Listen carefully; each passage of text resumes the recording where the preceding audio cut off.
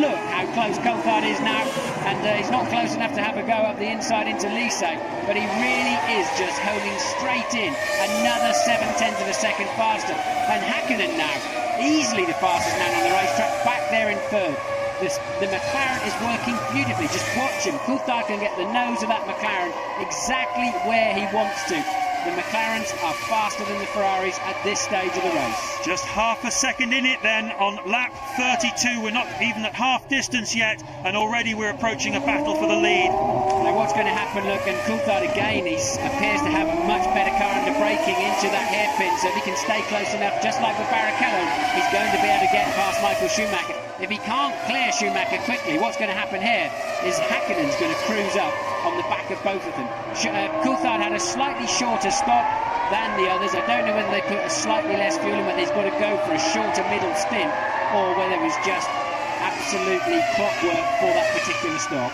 Now, Nigel Mansell always used to say, when you catch a car like this, what you've got to do is attack straight away, as we watch Mazzacani just losing control. Mazzacani was down in 19th place and going off at very high speed and making a very light, well, not too bad an impact with the tyre barrier. Shouldn't be too much damage to him after that. But Nigel Mansell always used to say, when you catch a car, what you have to do is attack it immediately. And Coulthard has now caught Schumacher. Is he going to attack immediately? Well, he's going to try, but he's still got the same old problem of getting through 1, 2 and 3 in the dirty air of that Ferrari, and especially on highish downforce circuits like this.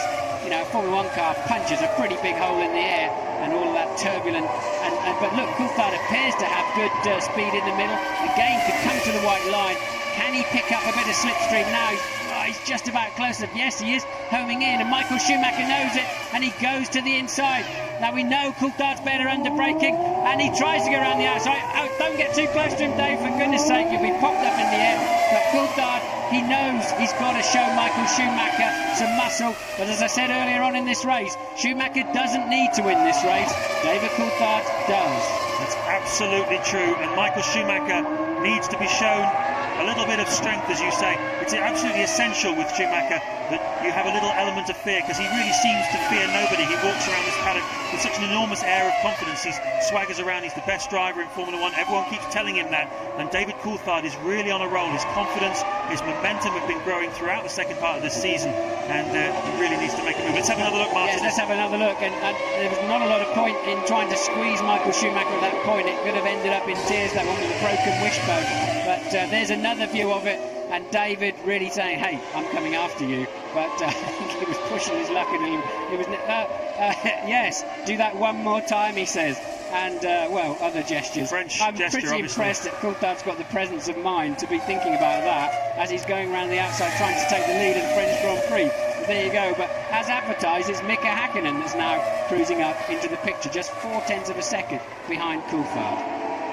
And Coulthard seems to have lost just a little bit of ground as a result of that. He's obviously taking stock and just having a bit of a think about where the best place to get Michael Schumacher is. Certainly on the evidence of what we saw on lap 33, under braking for the Adelaide hairpin is going to be the best place. But also a surprise move could do well. I think Schumacher will now be expecting that move possibly into the hairpin, as we turn back and look at this battle for 6th, 7th and 8th place, still raging as it has from lap 1 between Trulli, Frentzen and Ralf Schumacher.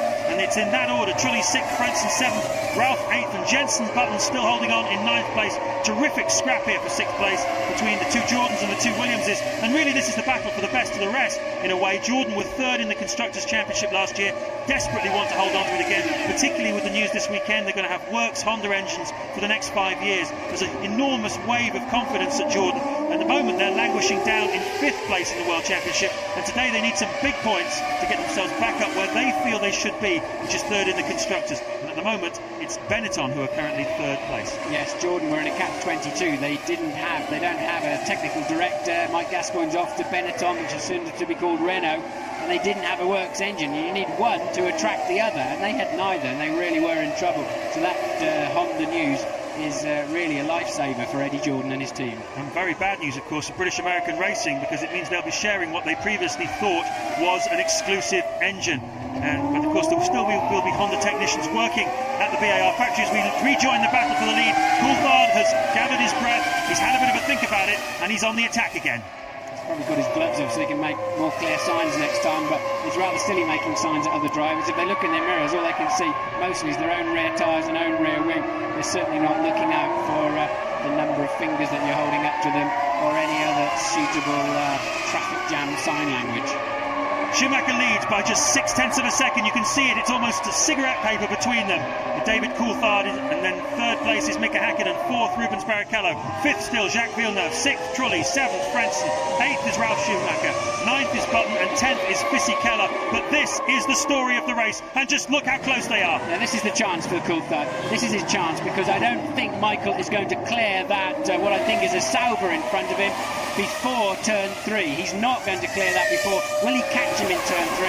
Because if he does, that is when Coulthard is going to get a good clean run at him, because Michael is then disadvantaged in the same way he is in the dirty air of another car. But in fact, neither of them have caught the blue car, so it stays pretty much. But and there is Wirtz off the road, continuing his terrible season. But I don't want to see this. I want to see this. Coulthard has got a much better run, but Michael Schumacher, the widest Ferrari you've ever seen, managing to occupy just about all of the track at the same time. And that's where he got past Barrichello. That's where Coulthard passed Barrichello under traction coming out of that corner as he has another look down into the hairpin. No, you'll never get through there. That's definitely one at a time, and there's no way that David's going to have a chance through there. Wirtz leaping over the tyres, but this is the real action. The two McLarens now really harrowing Michael Schumacher. He simply doesn't have the speed, and that's Wirtz trying the Trulli trick, and look, that's a bit pathetic, isn't it? So absolutely nothing separating them. That's Jean Alesi, you can see. He doesn't quite understand what on earth is going on there. That was smart stuff from Alesi. He saw it coming, it turned out, and let him just stream through. So Jean Alesi there showing great awareness. Back with the lead battle, Schumacher, Coulthard, Häkkinen. Nothing to choose between them. 22 points between them in the World Championship.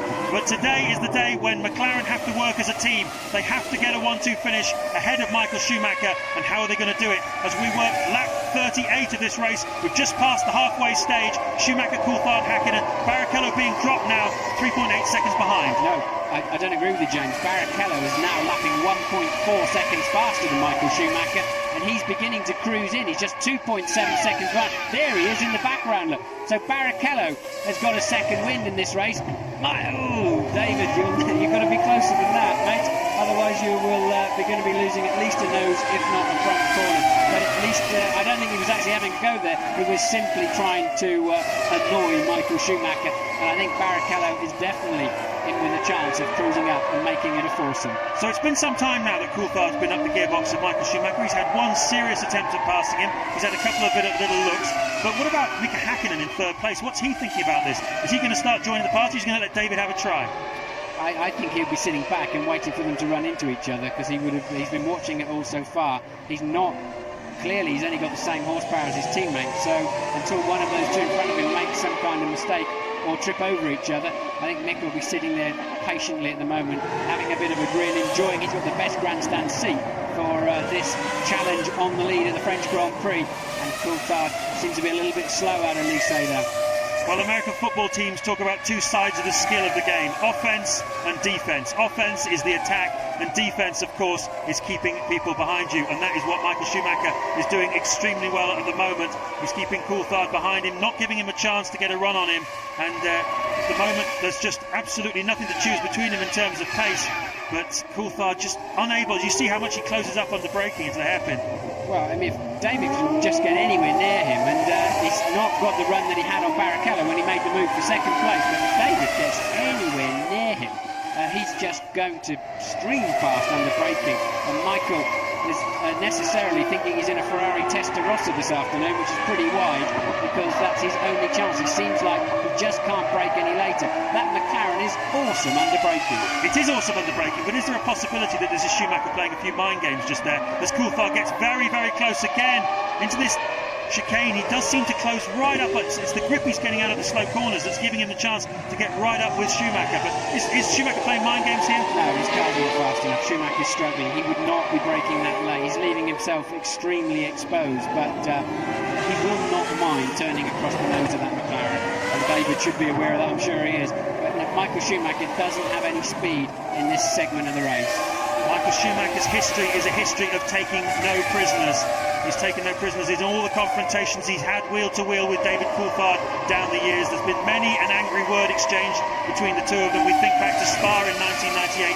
We think back to Argentina in 1998. They had to sit together on an aeroplane watching a video in order to calm each other down. They were at each other's throats. James, sorry to interrupt. Look, but this time David is going to get up the inside, surely. Yes, he is. And now he's got track position. He'll run Michael out. That was super stuff from Coulthard. He made Schumacher have to lift off, and can Hakkinen make good use of that now? And well, Michael holding his line, but David is really in. I wouldn't want to meet him this afternoon anywhere. Coulthard really in super aggressive mode. And you were listing the times they run into each other, but more recently Silverstone, and remember in Kuala Lumpur last year, it was always David that came off best in those type of situations, just like he did then. And did you notice that he wasn't satisfied in just passing him, he actually ran him off the road to make sure he had to get out of the throttle. Here it is again, take us through it, Martin. So Michael having to cover the outside line, you're not allowed to move twice, Michael knows that, and David also knew that too. And David now thinking, okay, right, you want to play hard with me, tough with me. I'm going to run you to the outside. You're going to have to get off the throttle. And the tyre walls touched on a couple of occasions through there. And I tell you, the Formula 1 cars don't have to look close when you're that in that position. But look, they're touching again.